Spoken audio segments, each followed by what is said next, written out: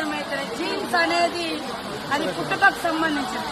అంటే ఈయనతోటి బీఆర్ఎస్ లో తెలంగాణ వస్తే కొత్త సాంప్రదాయాలు కొత్త విధానాలని చెప్పి వచ్చిన తెల్లారే టీడీపీలో ఉన్నటువంటి వాళ్ళను కాంగ్రెస్ లో ఉన్నటువంటి వాళ్ళను జైన్ చేసుకున్నప్పుడు వాళ్ళు ఏ జైన్స్ అనుకున్నావయ్యా నేను అడుగుతున్నా.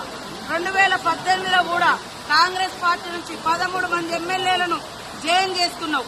ఇవాళ వాళ్ళ పార్టీ నుంచి రాగానే ఇవాళ రకరకాలు మాట్లాడుతున్నారు. ఫస్ట్ నీ పార్టీలో జైన్ చేసుకున్నటువంటి వాళ్లకు ఏ జీన్స్ ఉన్నాయని నువ్వు జైన్ చేసుకున్నావు. నీకు చిత్తశుద్ధి ఉంటే ఇవాళ కోర్టులో పోయి కొట్లాడుతున్నావు కదా, మరి ఆ రోజు వెంటనే తీసుకొని మంత్రులుగా కూడా చేసారు. ఏది నీ నీతి అంటున్నా కేటీఆర్, నీ నీతి నీ రీతి ఏదయ్యా? ఆ రోజు తలసాని శ్రీనివాసరావు యాదవ్ ను సబితా ఇంద్రారెడ్డిని తీసుకొని ఎమ్మెల్యేలుగా తీసుకొని అదే గవర్నర్ దగ్గర తీసుకుపోయి అత్యంత నీచంగా హేయంగా నువ్వు మంత్రి పదవులు కూడా ఇచ్చి రాజ్యాంగాన్ని ఉల్లంఘించిన నువ్వు ఇవాళ రాజ్యాంగ ధర్మాసనం కాడిపోయేటువంటి అర్హత నీకుందా?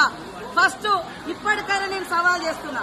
మా పార్టీలోకి వచ్చినటువంటి ఎమ్మెల్యేలు నువ్వు అంటున్నావు కదా, దానికి పునాదిగా నువ్వు కొత్త రాష్ట్రంలో మొత్తం 2014లో 2018లో ఎవరున్నా కూడా పాపం సర్పంచులున్నా ఎంపీటీసీలున్నా జెడ్పీటీసీలున్నా ఎమ్మెల్యేలున్నా ఎంపీలున్నా అందరినీ భయపెట్టి బలవంతం చేసి రకరకాలుగా తీసుకొని అలాంటి మార్పిళ్లకు శ్రీకారం కొత్త తెలంగాణ చుట్టింది నువ్వు.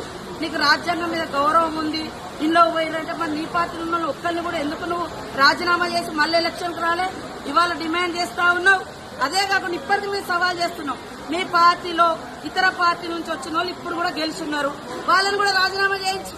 ఆ రోజు మా పార్టీ నుంచి వచ్చిన వాళ్ళు సబితా ఇంద్రారెడ్డి గాని సుధీర్ రెడ్డి గాని లేకుంటే ఇతర టీడీపీ నుంచి వచ్చిన తలసాని శ్రీనివాస్ యాదవ్ గాని మళ్ళా ఇప్పుడు ఎమ్మెల్యేలు ఉన్నారు కదా, ఆ రోజు వాళ్ళు రాజీనామా చేయకుండా మీ పార్టీలకు వచ్చారు కదా, మీ పార్టీలకు ఈ రోజు రాజీనామా చేయించి అప్పుడు మా దాంట్లోకి వచ్చిన వాళ్ళు అడిగితే జనం హర్షిస్తారు. కానీ నీకో నీతి మందికో నీకరణం ఇది ఎవరు కూడా హర్షించరు.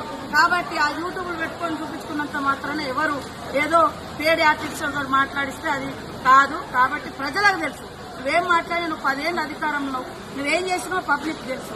కాబట్టి అది మర్చిపోయి ఇతరులను ప్రశ్నించే నైతిక అర్హత నీకు లేదు.